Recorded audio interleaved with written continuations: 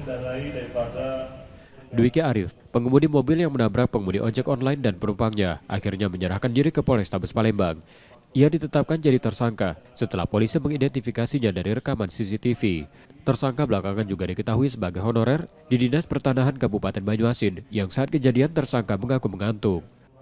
laju kecepatan yang cukup keras membentur kendaraan tersebut sehingga mengakibatkan meninggal dunia. Tentunya apabila lajunya tidak keras, tentunya tidak akan berdampak kepada sesuatu yang bisa fatal.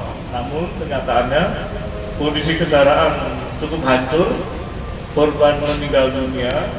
Tentunya dapat kita analisa lajunya kendaraan tersebut melebihi daripada batas kecepatan pada umumnya.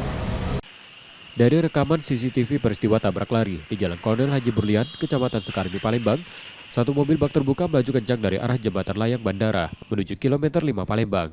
Di lokasi kejadian, pengendara diduga tidak melihat pengendara motor di depannya dan menabraknya.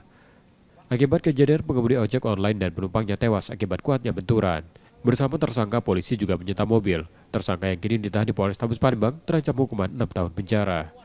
Yudi Kiswanto, Kompas TV, Palembang, Sumatera Selatan.